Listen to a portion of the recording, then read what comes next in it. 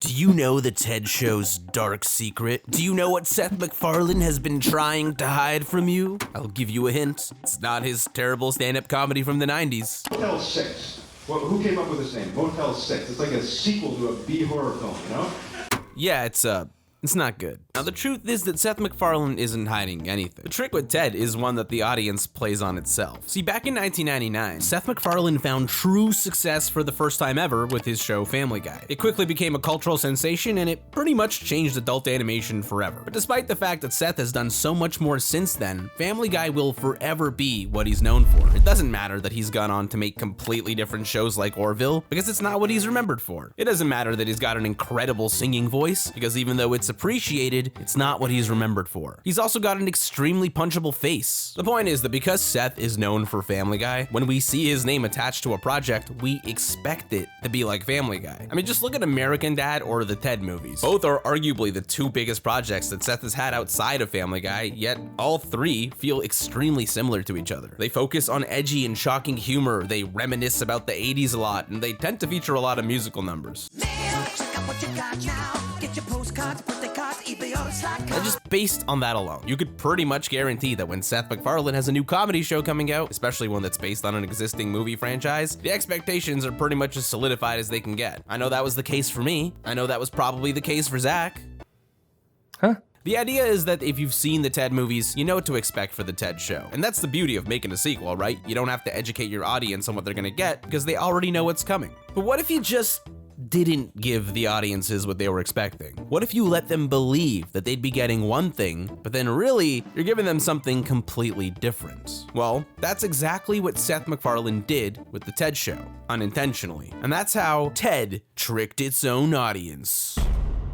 Okay, I'm just with you. TED is not delivering something completely different from the movies. I just thought that sounded like a cool title for the video, so I try to work it into the script, because I honestly haven't figured out what I want to title this thing yet. The truth is, the TED show still totally delivers on a lot of what made the movies popular in the first place. He's a funny, raunchy, super self-aware teddy bear that makes hilarious observations. The song The Monster Mash is a song about a dance called the Monster Mash, which is based on a song called The Monster Mash, which is not the song The Monster Mash. Holy shit.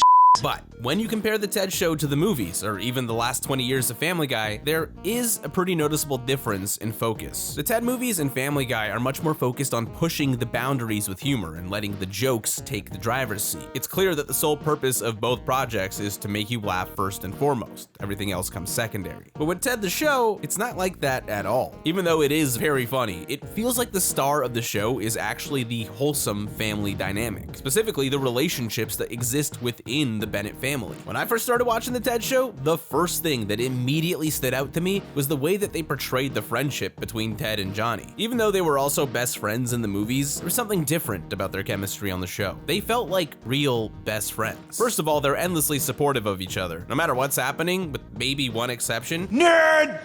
Ted is always there to root Johnny on and help him achieve his goals, and Johnny is always there to reciprocate. Because of that, it genuinely feels like they care about each other in a way that extends beyond simply enjoying each other's company, which they also clearly do. They feel like real friends that never knock each other down, and that makes it feel more real than it ever did in the movies, and it's also portrayed better than the relationship between Peter and Brian in the early seasons of Family Guy, when Brian was still considered to be Peter's best friend. And that's why after watching only one episode of the TED show, I could see that this wasn't just a regular buddy comedy type of friendship. And that's how TED created the perfect bromance. Nah, I'm just f***ing with you again. I was trying to work in another title for the script. This isn't a video about the perfect bromance. Besides, there's so much more to the show than just Ted and Johnny's friendship. This isn't your typical Seth MacFarlane show where you just throw a bunch of kooky characters together and call them a family. These guys actually feel like a family. If there's one quality that I think defines the Bennett family above all, it's that they all seem to be oozing love for each other. And that carries the show in a very different way than you might expect if you're coming from the movies. If anything, it's kind of reminiscent of old sitcoms like The Brady Bunch or Full House or something. I mean, not actually, because those shows don't even feel like real life at all, but I get the sense that it's like an homage to them. Except, you know, way more edgy and ridiculous. Hey, Maddie, a Jew, a Polak, and a black guy walk into a bar. My God, really? And you know, maybe this is a hot take, but I feel like combining that sort of raunchy and darker side of things with the super happy family vibe kind of makes it feel more realistic. But yeah, the love is real. We often see Ted and Johnny go out of their way to appreciate their mom Susan. There's even an episode where they get Susan a job as a substitute teacher at their high school. And when another student gives her a hard time, Ted absolutely destroys them in front of everyone. Listen, I think Susan's doing a terrific job, so I figured this is a good time to tell you. We all know about the nose job you had last year. You didn't fool anybody because we all remember before the surgery when you tried to kiss Danny Santucci and you poked his eye out. That about cover it? Susan is such a great character. I honestly think she steals the show in almost every scene she's in. She really brings that heart to the show. And it's not just Susan either. We see Maddie show his tender side to Blair when he realizes that his actions are making her feel excluded from the family. We see Blair show her softer side to Ted and Johnny when she sees that they have big hearts under all the stupid. The point is that the feeling of love comes on so strongly in this show that it's basically impossible to ignore. It's practically reaching out of the screen and tickling my nutsack with its warm fuzzy hands. And that's why you don't need to be a genius to see how Ted is actually about the family.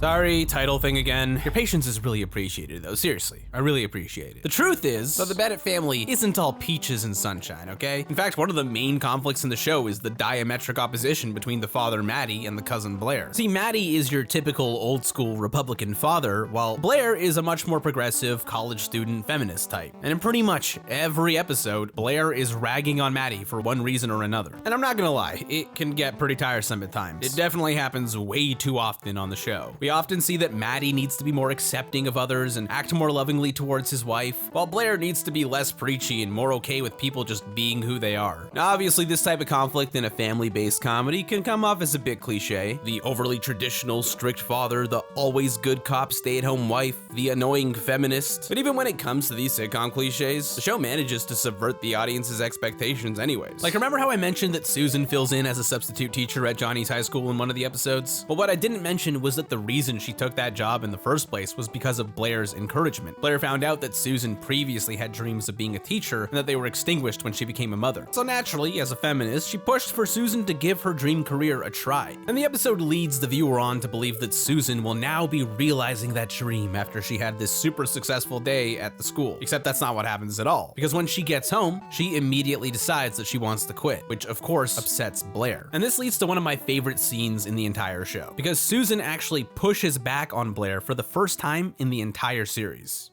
Blair, I'm not going back. You're not? You know, I admire how strong you are and what you want from the world, but it's not who I am.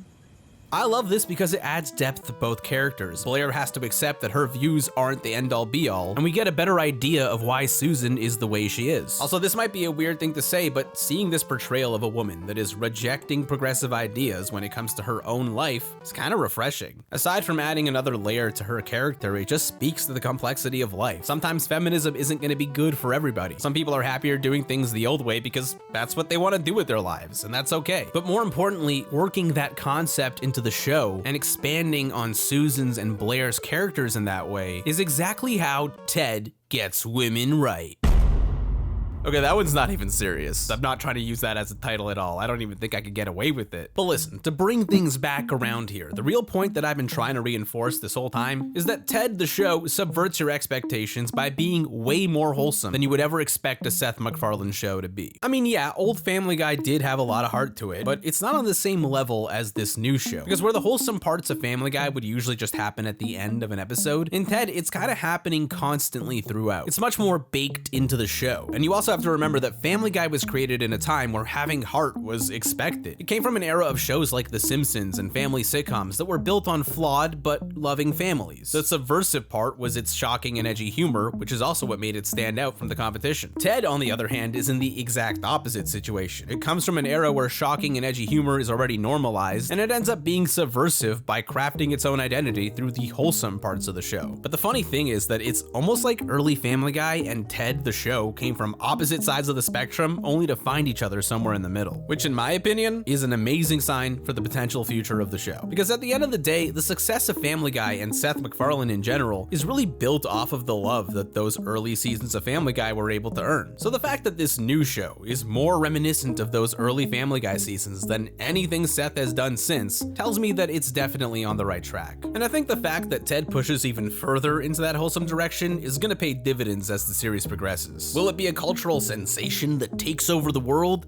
Probably not. And I don't think it's gonna change what Seth MacFarlane is remembered for either. But that doesn't matter, because it's done something much more important than any of that. It's given me something to watch at night after I smoke weed. And that's why Ted needs to get a second season.